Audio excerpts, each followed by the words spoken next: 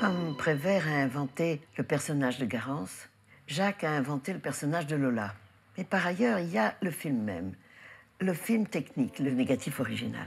Il est arrivé un malheur au laboratoire GTC, il a brûlé. Alors, je me suis mis en recherche, après que Jacques soit mort, comment retrouver une copie d'époque qui ne serait pas trop abîmée et qui permettrait de faire un nouveau négatif. Alors j'ai appelé toutes les cinémathèques, à Lausanne, à Londres, à Bruxelles, en Espagne. Ils me disaient non, on n'a rien du tout sur Lola. Et un vieux type qu'on connaissait bien, David Meeker, m'a dit « Oh, my memory is better than 5 computers ». Je me souviens, me disait-il, qu'il y avait une copie à la BBC. David a retrouvé cette copie.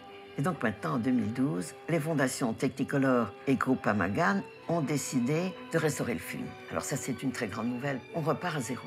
Et d'après cette copie, on a refait un internégatif en perdant une génération à chaque fois. Et cet internégatif, d'après copie, était donc en très mauvais état. Il a fallu d'abord le nettoyer, le restaurer. Tout ce travail a été fait à Los Angeles, à Technicolor.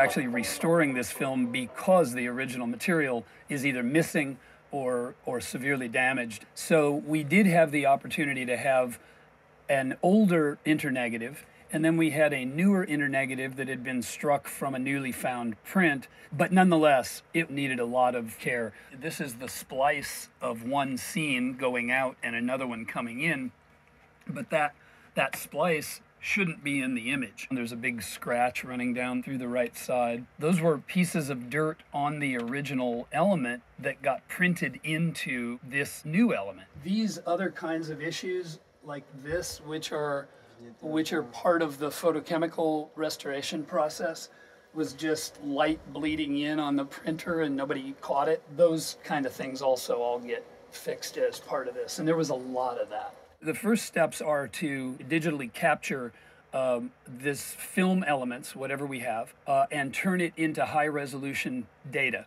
We scan the film on a very sophisticated scanner, and it's specifically designed to handle film that is somewhat physically challenged. One set of that data will go off to the image restoration team, and we start fixing image stability problems, and there's a lot of density flicker in films of this vintage.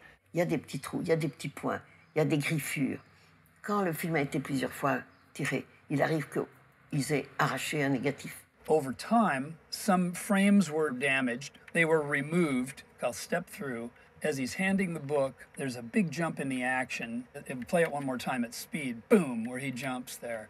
On the right side, you see what the scene looks like now. The frames have been magically repaired, and the action is smooth and back to the way it was originally planned. Et voilà! Ta-da! Exactly. Nice. You're right. Danny has gone back in, and like it would be a modern visual effect for a brand new movie, he's created a series of elements that will then go back to rebuild and reconstruct this image. The door has been stolen from another part of the film and modified so that it looks like it's in the proper motion, it animated properly. And then he's also traced the actor and so that he can remove the actor from the scene, and then he'll ultimately place that actor back in, retime him over it, and make a new scene. So it's... Let's make it 3D. Dude, I'm there. It's like... It's crazy, man. It'd be Lola Lola. Lola 2. At the same time, our colorist is taking the film into a grading theater. We're seeing it on a huge screen and making these decisions about the density, the luminance, the look of the film, and trying to recreate the director's vision in the way that photography was supposed to look.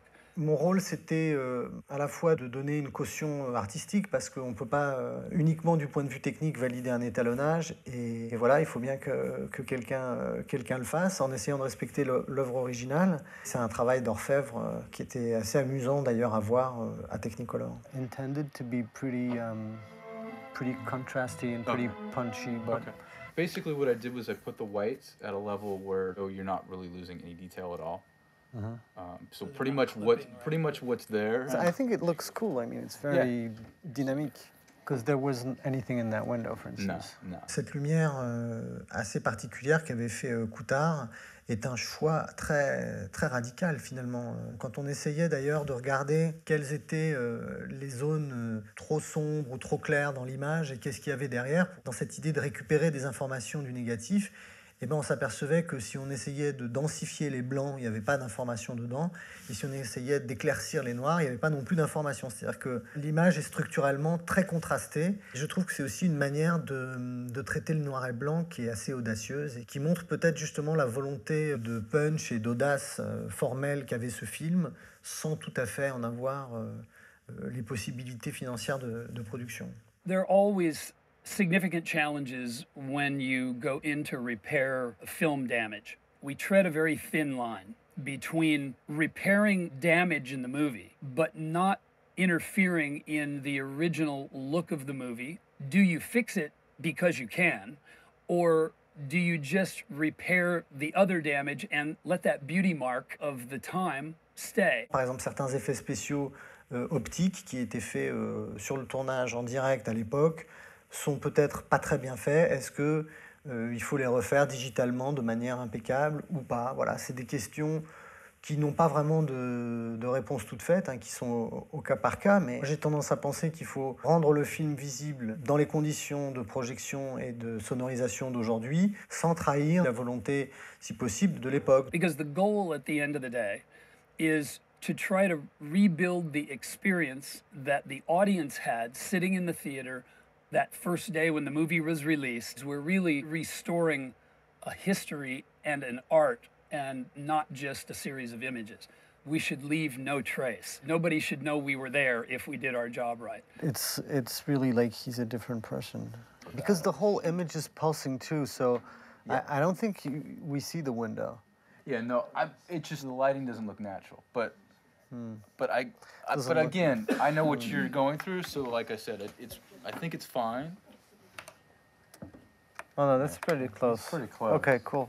Les technologies numériques permettent aujourd'hui de faire des restaurations inimaginables il y a quelques années. Elles permettent également d'assurer une diffusion extrêmement large des films de patrimoine, notamment dans les salles, mais bien évidemment aussi sur support vidéo, DVD, etc. Cependant, il y a un paradoxe. Parce que dans cette ère du tout numérique, on n'a aucune garantie de pouvoir conserver les films, une fois restaurés, dans la durée. Et le seul moyen, finalement, pour conserver un film, c'est de revenir à la pellicule, c'est-à-dire au support initial. Ça donne évidemment une toute autre dimension à nos projets. C'est beaucoup plus lourd à porter, mais en même temps, ça donne beaucoup plus de sens à notre travail et surtout à la sauvegarde du patrimoine cinématographique. Et au-delà de ça, de tout ce travail, en fait, nos fondations vont aussi accompagner le film dans sa diffusion en France, à l'étranger, parce que c'est un de nos objectifs principaux, c'est-à-dire qu'en fait, c'est de restaurer un film pour le partager avec le plus large public possible. Pour un film de patrimoine comme ça, qui est un classique et qui a été fait, comme on l'a dit, avec une petite équipe et pas beaucoup de lumière, et qui finalement était un premier film à petit budget, c'était assez rigolo de voir les moyens mis en œuvre par l'équipe de Tom Burton pour restaurer le film, parce que là, c'est une armada d'ordinateurs hyper perfectionnés, des outils de cinéma numérique très modernes, très chers, très complexes, et c'était drôle de voir ce décalage. On a beaucoup de chance de trouver les mécènes et les financements pour faire ce travail, donc c'est merveilleux de pouvoir aller au bout de ce projet. C'est moi, c'est Lola. Celle qui rit à tout propos, celle qui dit l'amour c'est beau, celle qui plaise sans plaisanter, reçoit sans les dédommager, les hommages désommagés, les bravos des braves gars, les hurrahs, les viens avec moi. Celle qui rit de tout cela, qui veut plaire sans venir là, c'est moi, c'est Lola.